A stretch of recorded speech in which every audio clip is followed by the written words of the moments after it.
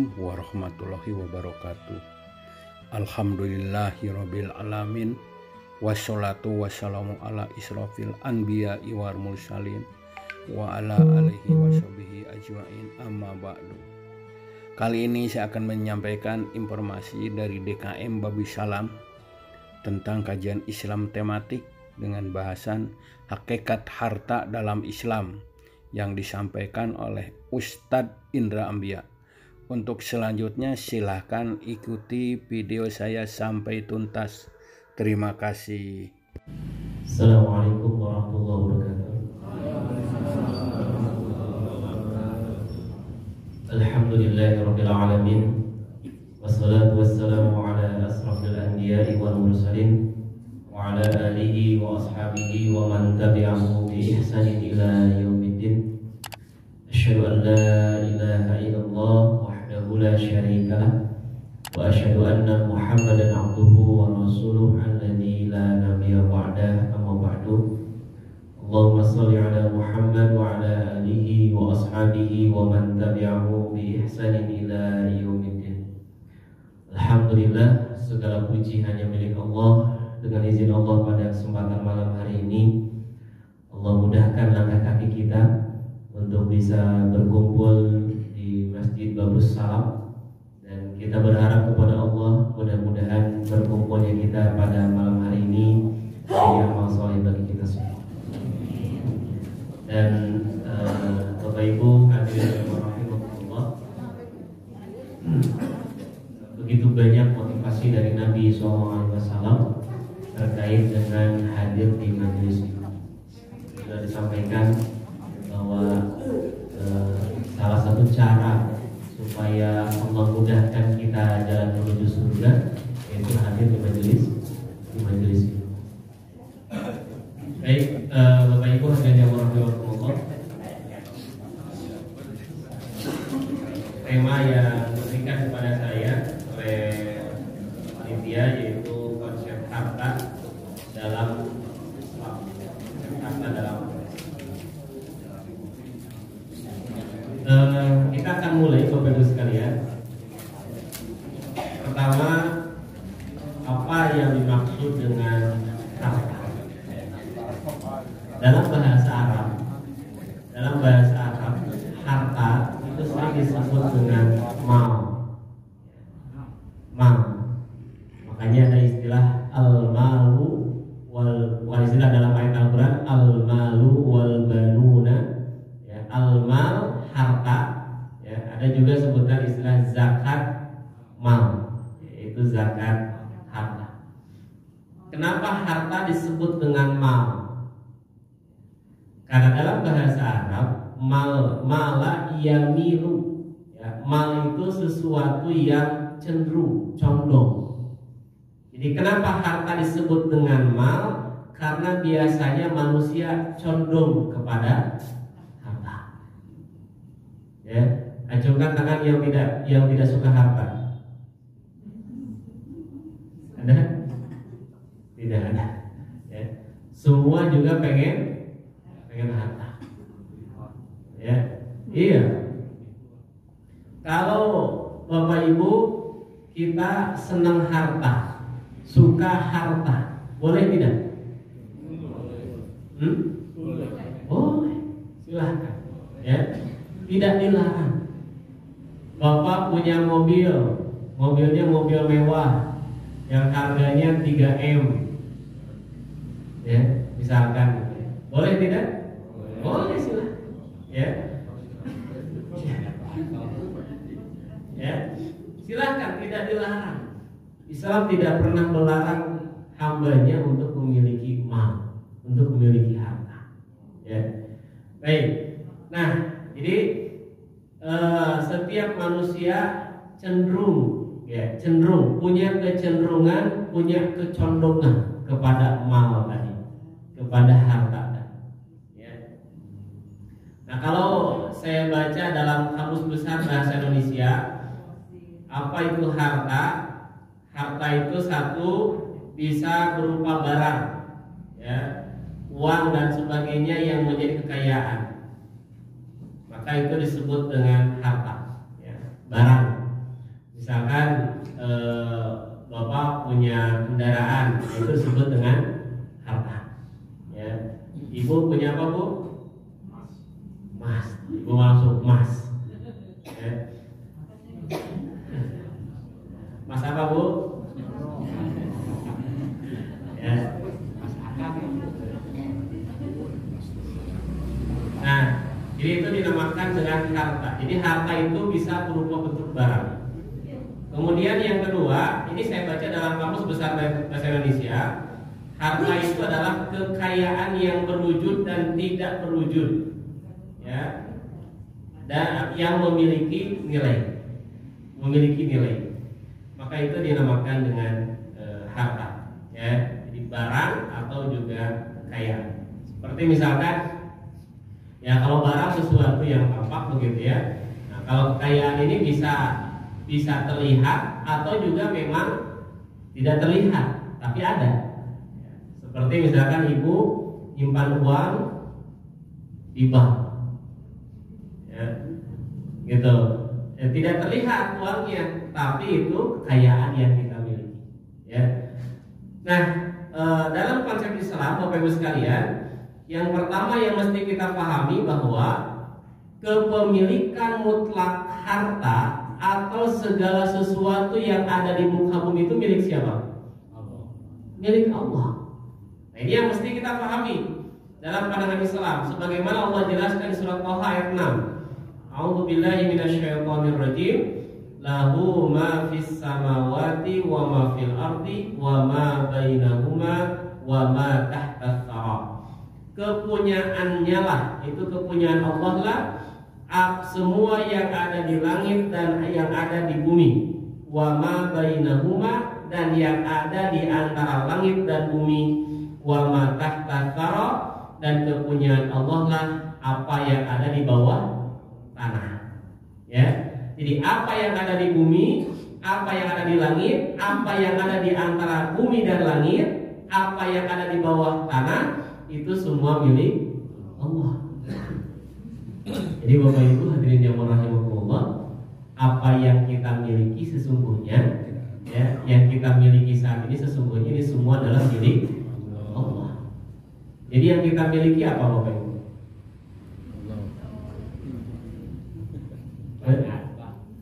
Apa? Badan kita milik siapa? Allah. Ya, visi kita milik Allah.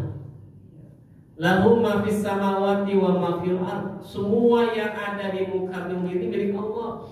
Termasuk apa yang kita miliki ini milik Allah. Harta yang ada pada diri kita itu semuanya milik Allah, bukan milik kita. Milik Allah. Kita ini semua hanya titipan. Jadi apa yang kita miliki saat ini itu hanya titipan, bukan milik kita. Makanya apa yang kita miliki ini nanti akan dipertanggungjawabkan karena hakikatnya titipan. Jadi kalau Bapak punya motor, ya, punya mobil, Ibu punya emas dan yang lain-lain, maka itu sesungguhnya adalah titipan dari Allah, bukan milik kita. Nah, ini yang mesti kita pahami Bapak Ibu sekalian. Oleh karena itu, kalau kita memahami apa yang ada pada kita itu adalah titipan, maka insya Allah kita tidak akan sulit untuk mengeluarkan. Kita tidak akan sulit mengeluarkan zakatnya, kita tidak akan sulit mengeluarkan infak dan sedekahnya. Kenapa orang sulit mengeluarkan infak dan sedekah? Karena lebar, capek gawe sebulan gitu, gajian, masa harus saya infakkan, harus saya sedekahkan? Kenapa? Dia merasa apa yang dia miliki itu adalah miliknya. Padahal dalam Islam, ya, konsep dalam Islam bahwa apa yang kita miliki ini sesungguhnya bukan milik kita, tapi ini sesungguhnya adalah titipan. Ya, Bu, suami titipan bukan? Ya, titipan. Ya, siap diinfakkan?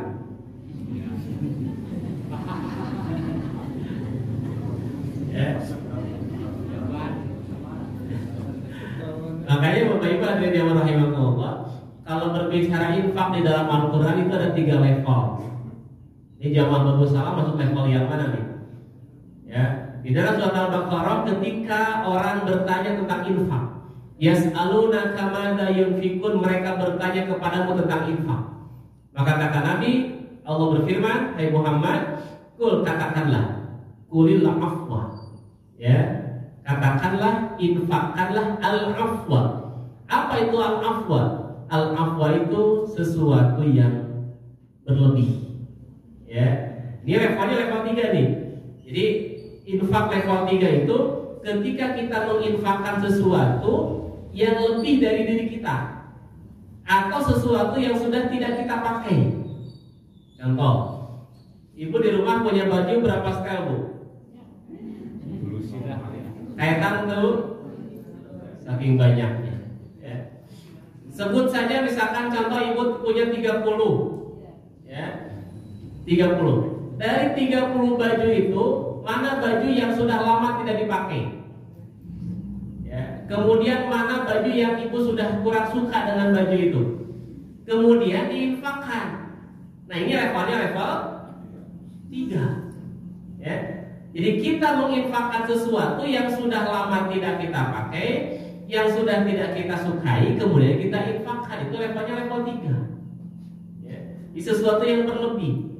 Nah, ada yang naik levelnya level 2. Allah menggambarkan dalam surat Al-Imran, lan tanalal birra hatta tunfiqu mimma tuhibbun.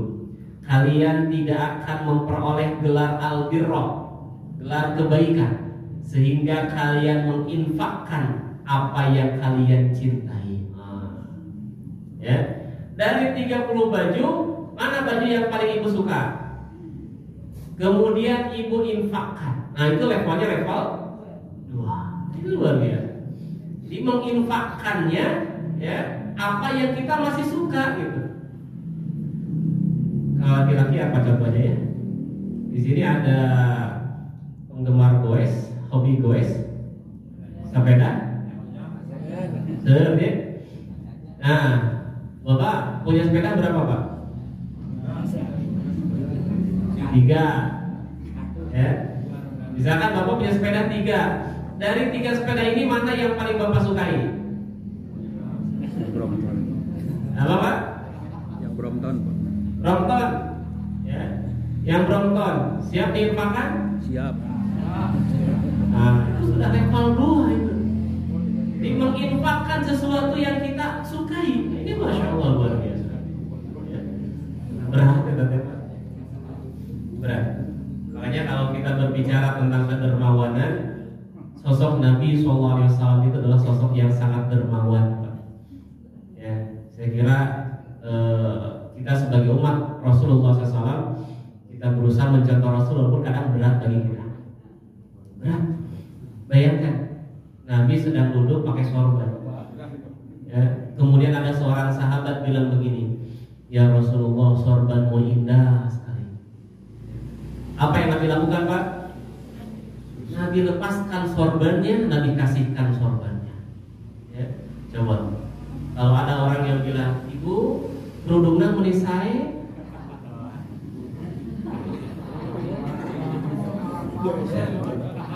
pastikan malu.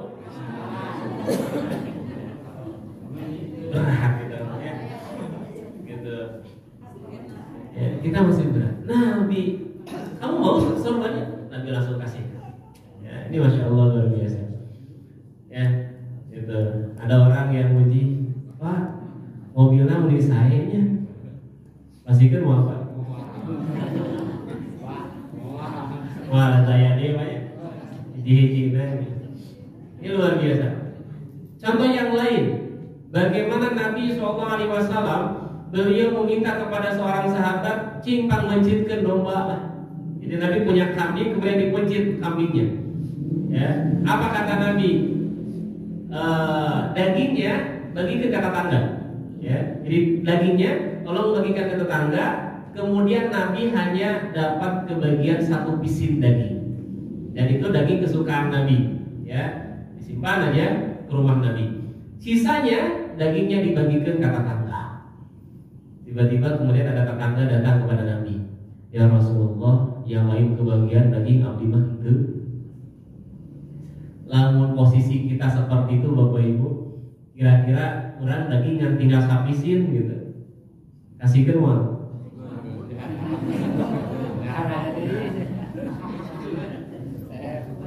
Bapak teh, abdi kita deui sakieukeunna gitu. Tapi Nabi tidak. Nabi nanya sama istrinya, "Ya Umayyah, wahai Aisyah, tolong ambilkan daging yang disimpan di dapur." Jeung Aisyah teh, "Ya Rasulullah, eta ngan sakitu-kituna teh aya deui." Teu sawios Aisyah pasihkeun we. Ya, Masya Allah luar biasa. Itu menunjukkan bagaimana dermawannya Nabi SAW. Maka Nabi itu saya pikir levelnya bukan level 2, udah level 1 kalau Nabi. Ya. Nah, level 2 itu menginfakkan harta ya yang masih kita sukai, yang masih kita cintai, kita infakkan. Itu level 2. Ya. Gitu. Makanya ibu masih cinta sama suami tidak? Masih cinta sama suami tidak, Bu? Enggak. Nah, siap diinfakkan? Itu sudah level 2 ya? Nah, ada level 1. Ini level paling tinggi. Allah gambarkan di dalam surat Al-Hasyr bagaimana Allah menggambarkan tentang kaum Ansar. Ketika datang orang-orang muhajirin dari Mekah ke Madinah, kemudian disambut oleh kaum Ansar, Allah menggambarkan dengan kalimat dalam Al-Quran, wa yu'thiruna ala anfusihim walau kana bihim khasasah. Masya Allah luar biasa. Kaum Ansar itu wa yu'thiruna ala anfusihim walau kana bihim khasasah. Mereka akan mendahulukan saudaranya ketimbang diri mereka sendiri. Walau kana bihim khasasah, walaupun diri mereka butuh. Walaupun diri mereka perlu, tapi mereka kasihkan buat saudaranya. Ini gambaran bagaimana kedermawanannya kaum Ansar. Ada orang muhajirin datang kepada Rasulullah, "Ya Rasulullah, saya dari Mekah ke Madinah gak bawa apa-apa, dan sekarang saya lapar ya Rasulullah." Nabi juga sama, saya pun belum punya makanan saat ini. Coba datanglah ke rumah si fulan. Ditunjukkan rumah kaum Ansar. Kemudian datanglah orang muhajir itu ke rumah kaum Ansar itu, ke orang Ansar itu. Ketika orang Ansar ini tahu ada orang muhajirin datang ke rumahnya, dia bingung, aduh, apa yang akan saya hidangkan? Sedangkan di rumah dia hanya punya munjek bahasa orang mas 1 piring nasi dengan lauk pauknya, hanya sapiringan gitu, dan itu pun untuk keluarganya.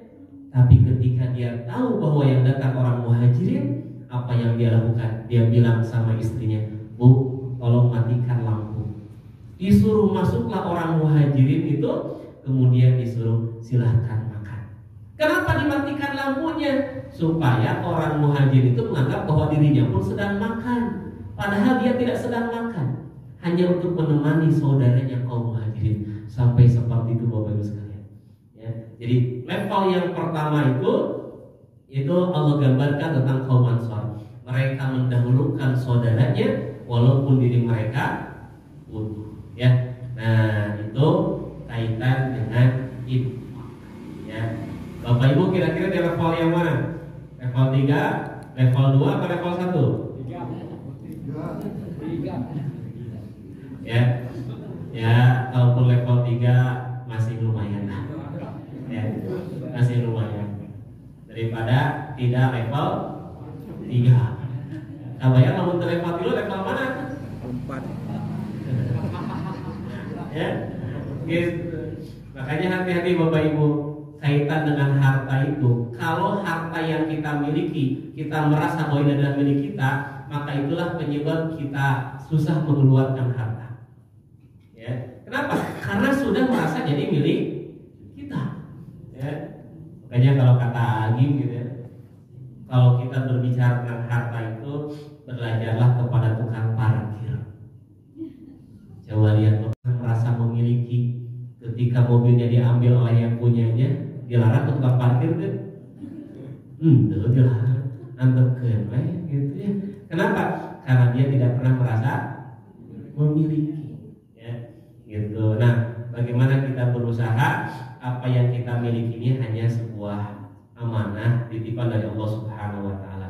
Nah, makanya poin yang kedua, kalau tadi poin yang pertama bahwa kepemilikan harta itu hakikatnya adalah semua milik Allah, maka yang kedua, harta merupakan amanah yang harus dipertanggungjawabkan. Di akhirat nanti banyak orang yang terjebak macet di yaumil hisab, di hari penghisaban. Kenapa? Sebagaimana sabda Nabi SAW, la tazulu qadama 'abdin, seorang hamba tidak akan melangkahkan kakinya, terjebak di situ. Kenapa? Karena dia tidak akan melangkahkan kakinya sehingga ditanya tentang 4 hal. Demikian acara kajian Islam part 1 ini yang akan dilanjutkan ke part 2. Semoga ini bermanfaat bagi jamaah yang hadir khususnya dan bagi kita semua pada umumnya. Akhir kata saya ucapkan subhanakallahumma wa bihamdika asyhadu an la ilaha illa anta astaghfiruka wa atubu ilaik. Wassalamualaikum warahmatullahi wabarakatuh.